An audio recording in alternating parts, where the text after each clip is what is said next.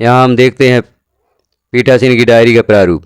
यह एक बहुत ही महत्वपूर्ण दस्तावेज होता है, अतः पीठासीन अधिकारियों को अपनी डायरी सावधानीपूर्वक भरना चाहिए, क्योंकि मतदान के दौरान, मतदान के पश्चात, मतदान के पहले जो प्रक्रियाएँ होती हैं सभी का उल्लेख पीठासीन अधिकारी की डायरी में हो जाता है। यदि इसमें पीठासीन अधिकारी चूक करते हैं तो उन्हें इसका खामियाजा भुगतना पड़ता है। अतः पीठासीन अधिकारी की डायरी एक महत्वपूर्ण दस्तावेज है जिसे बहुत ही सावधानीपूर्वक पीठासीन अधिकारी द्वारा भरा जाना चाहिए। यहाँ पर पीठासीन अधिकारी की डायरी का प्रारूप दिया गया है जो सिर्फ नमूनार्थ है, उदाहरण के लिए दिया गया है। अतः इसे ध्यानपूर्वक देखें और इसी के अनुसार आप अपने मतदान केंद्र पर अपनी जानकारियों के साथ इसे कंप्लीट करें। इसमें प्रारंभ निर्वाचन क्षेत्र का नाम स्पष्ट अक्षरों में लिखें, मतदान की तारीख लिखें, मतदान केंद्र की संख्या एवं नाम लिखें। उदाहरण स्वरूप यहाँ दिया भी गया है किस प्रकार से आप लिखेंगे। मतदान केंद्र निम्नलिखित में से कहाँ स्थित है वह भी लिखें। शासकीय या अर्धशासकीय भवन में है, निजी भवन में है, अस्थायी संरचना में है, जो भी हो स्पष्ट रूप से लिखें। चौथे कॉलम में स्थानीय रूप से भर्ती किए गए मतदान अधिकारियों की संख्या यदि कोई हो। यदि आपने स्थानीय रूप से किसी मतदान अधिकारी को नियुक्त किया है तो उसकी जानकारी यहाँ पर देना है। सम्यक रूप से नियुक्त मतदान अधिकारी की अनुपस्थिति में नियुक्त मतदान अधिकारी यदि कोई हो और ऐसी नियुक्ति के कारण भी यहाँ पर लिखना है। अब मतदान मशीन से संबंधित जानकारी यहाँ देना है।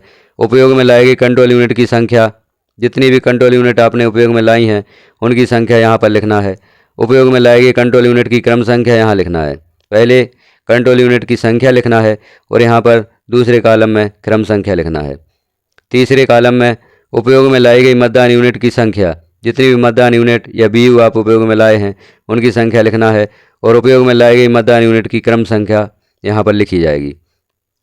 उपयोग में लाई गई पेपर सीलों की संख्या और पेपर सील की क्रम संख्या हमें आगे लिखनी होगी। अब यहाँ विशिष्ट टैग से संबंधित जानकारी हमें नोट करना है।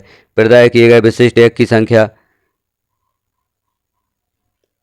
और प्रदाय में लाए गए विशिष्ट टैग की क्रम संख्या यहाँ पर लिखना है। मतलब जो भी विशिष्ट टैग आपको प्राप्त हुए हैं उनकी क्रम संख्या यहाँ लिखना है। उपयोग में लाए गए विशिष्ट टैग की संख्या और उपयोग में लाए गए विशिष्ट टैग की क्रम संख्या यहाँ पर लिखी जाएगी। उपयोग में ना लाए गए वापस किए गए विशिष्ट टैग की क्रम संख्या भी यहाँ पर सावधानीपूर्वक नोट करें। जिन मतदान केंद्रों में वीवीपैट का उपयोग हुआ है उन पर लागू सिस्टम, उपयोग किए गए प्रिंटर की संख्या, यहाँ वीवीपैट की संख्या लिखी जानी होती है और प्रिंटर का सरल क्रमांक, प्रिंटर या वीवीपैट एक ही बात होती है, तो यहाँ पर वीवीपैट की क्रम संख्या लिखी जाएगी। ऐसे अभ्यर्थियों की संख्या जिन्होंने मतदान केंद्र पर मतदान अभिकर्ता नियुक्त किए हैं उनकी संख्या यहाँ पर हमें लिखनी होगी। मतदान के प्रारंभ में उपस्थित मतदान अभिकर्ताओं की संख्या, जो भी मतदान अभिकर्ता मतदान प्रारंभ के समय उपस्थित होते हैं उनकी संख्या यहाँ लिखनी होती है। ऐसे अभिकर्ता जो विलंब से उपस्थित हुए हैं उनकी संख्या यहाँ पर लिखनी है। मतदाता सूची के अनुसार जो भी मतदाताओं की संख्या में प्राप्त हुई है उनकी संख्या यहाँ पर लिखी जाएगी और उसके साथ में जो भी ईडीसी मतदाता हैं, इलेक्शन ड्यूटी सर्टिफिकेट के अनुसार जो मतदाता होंगे उनकी संख्या वोटर लिस्ट में प्राप्त मतदाताओं की संख्या के साथ जोड़कर यहाँ पर लिखी जाएगी। यहाँ पर कुल योग भी होगा और हमें अलग अलग भी लिखना होगा कि वोटर लिस्ट में हमें कितने मतदाता प्राप्त हुए थे और ईडीसी मतदाता कितने हैं, तो उनका कुल योग और अलग अलग प्लस करके भी यहाँ पर लिखेंगे। निर्वाचक नामावली की चिन्हित प्रति के अनुसार मत देने के लिए अनुज्ञात किए गए निर्वाचकों की कुल संख्या, जितने मतदाताओं की संख्या आपने चिन्हित प्रति में चिन्हित की है उनकी संख्या यहाँ पर लिखी जाएगी। ऐसे निर्वाचकों की संख्या जिन्होंने वास्तव में मतदाताओं के रजिस्टर 17 के अनुसार मत दिया है, तो जो आपके रजिस्टर में संख्या होगी मतदाताओं की वह यहाँ पर लिखी जाएगी। मतदान मशीन के अनुसार रिकॉर्ड किए गए मतों की संख्या, मतदान मशीन में जो भी मतों की संख्या प्रदर्शित होगी वह संख्या यहाँ पर लिखी जाएगी। मतदाताओं की संख्या जिन्होंने मत न देने का विनिश्चय किया हो यदि हो तो उनकी संख्या यहाँ पर लिखी जाएगी। इस प्रकार से इतना भाग हमने देखा पीठासीन अधिकारी की डायरी का। अब यहाँ प्रथम मतदान अधिकारी के हस्ताक्षर होंगे। मतदाताओं के रजिस्टर के भार साधक प्रभारी या मतदान अधिकारी के हस्ताक्षर, मतदान अधिकारी क्रमांक 2 के हस्ताक्षर यहाँ पर हो जाएंगे। अब निर्वाचकों की संख्या जिन्होंने मत दिए, पुरुष महिला या थर्ड जेंडर, सभी की संख्या यहाँ पर अलग अलग लिखना है और कुल योग भी यहाँ पर कर देना है। चुनौती युक्त या चैलेंज मत यदि कोई है तो यहाँ संख्या लिखना है। स्वीकृत अस्वीकृत संख्या और जब्त की गई राशि की रकम भी वहाँ पर लिखी जानी है। उन व्यक्तियों की संख्या जिन्होंने निर्वाचन ड्यूटी प्रमाण पत्र या ईडीसी प्रस्तुत करने पर मत दिए हैं, यहाँ संख्या लिखी जाएगी। 13A में विदेशी मतदाता जिन्होंने वोट दिए हों, यदि कोई ऐसे मतदाता हैं तो उनकी संख्या लिखी जाएगी। उन निर्वाचकों का संख्या जिन्होंने साथियों की सहायता से मत दिया, अंधे विकलांग व्यक्तियों की संख्या यहाँ पर देनी होगी। प्रॉक्सी द्वारा दिए गए मतों की संख्या, निविदत मतों की संख्या, यदि निविदत मतों की स्थिति हमारे यहाँ बनती है तो उनकी संख्या भी यहाँ पर देनी होगी। निर्वाचकों की संख्या जिनमें उनकी उम्र के बारे में घोषणाएं प्राप्त की हैं, यदि मतदाता की उम्र के बारे में घोषणाएं प्राप्त की हैं तो उनकी संख्या लिखनी होगी। जिन्होंने ऐसी घोषणा देने से इनकार कर दिया, उन मतदाताओं की संख्या यहाँ पर लिखें। क्या मतदान स्थगित करना आवश्यक था? यदि ऐसा था तो ऐसे स्थगन के कारण यहाँ पर लिखने होंगे। अब प्रत्येक 2 घंटे में डाले गए मतों की संख्या यहाँ पर लिखना है। जैसे 7 बजे पूर्वाह्न से 9 पूर्वाह्न तक प्रत्येक 2 घंटे की संख्या यहाँ पर लिखी जाएगी। 7 बजे पूर्वाह्न से 9 बजे तक जितने मत डाले गए वह संख्या यहाँ पर लिखी जाएगी। फिर 11 बजे पूर्वाह्न से 1 अपराह्न तक जो भी मत आपके मतदान केंद्र पर डाले गए हैं उनकी संख्या लिखी जाएगी।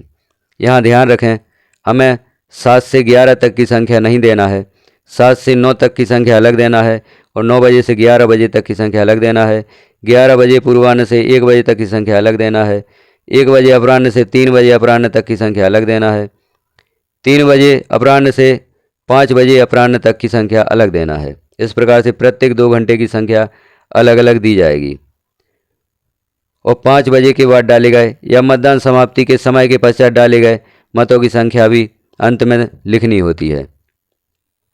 मतदान के प्रारंभ और समापन के समय के अनुरूप आवश्यक परिवर्तन किए जा सकते हैं। यहाँ पर जो समय दिया गया है प्रत्येक 2 घंटे का, तो मतदान के प्रारंभ के समय परिवर्तन किया जा सकता है और मतदान समाप्ति के समय में भी परिवर्तन किया जा सकता है। हमें यहाँ पर विशेष ध्यान यह रखना है कि प्रत्येक 2 घंटे की संख्या अलग अलग यहाँ पर देना है, ना कि जोड़ते हुए। आगे हम देखते हैं, यहाँ पर यह नया भाग जोड़ा गया है, इसे भी हम ध्यानपूर्वक देख लेते हैं। यहाँ कौन कौन सी जानकारियाँ आपको देना है। यह बजट सीट है। बजट सीट का भाग पीठासीन अधिकारी में नया जोड़ा गया, पीठासीन अधिकारी की डायरी में नया जोड़ा गया है, अतः इसे भी आप ध्यान से देख लें। अब आगे देखते हैं, मतदान समाप्त होने के समय पंक्तिबद्ध मतदाताओं को समय पर दी गई पर्चियों की संख्या। यदि मतदान समाप्ति के समय के पश्चात भी आपका मतदान होता है तो यहाँ जो मतदाता को पर्चियाँ जारी की गई हैं उन पर्चियों की संख्या लिखनी होती है। अंतिम मतदाता के मत देने के पश्चात मतदान समाप्ति का समय यहाँ लिखा जाएगा। निर्वाचन अपराधों का विस्तृत विवरण, मामलों की संख्या यदि कोई है तो लिखनी है। मतदान केंद्र से 100 मीटर की दूरी के अंदर मत प्रचार हुआ हो, मतदाताओं द्वारा प्रतिरूपण किया गया हो, मतदाता केंद्र पर किसी सूचना की सूची को या अन्य दस्तावेज को कपटपूर्वक बिगाड़ना, नष्ट करना। इस प्रकार से यदि किसी प्रकार की विषम परिस्थिति यदि मतदान केंद्र पर उत्पन्न हुई है तो उसकी जानकारी हमें यहाँ पर देनी होती है। इस प्रकार से पीठासीन अधिकारी की डायरी का प्रारूप तैयार होता है। क्या मतदान केंद्र पर उपयोग में लाई गई किसी भी मतदान मशीन को पीठासीन अधिकारी की अभिरक्षा में से अवैधानिक रूप से छीनकर, आकस्मिक या जानबूझकर गुम या नष्ट करके, नुकसान पहुंचाकर या छेड़छाड़ करके मतदान को दूषित किया गया, कृपया ब्यौरा दें। यहाँ पर जो भी विषम परिस्थिति आपके मतदान केंद्र पर यदि उत्पन्न होती है तो उसका ब्यौरा अवश्य पीठासीन अधिकारी की डायरी में दें। यदि आप यह ब्यौरा नहीं देते हैं तो आप मतदान प्रक्रिया को दूषित करते हैं।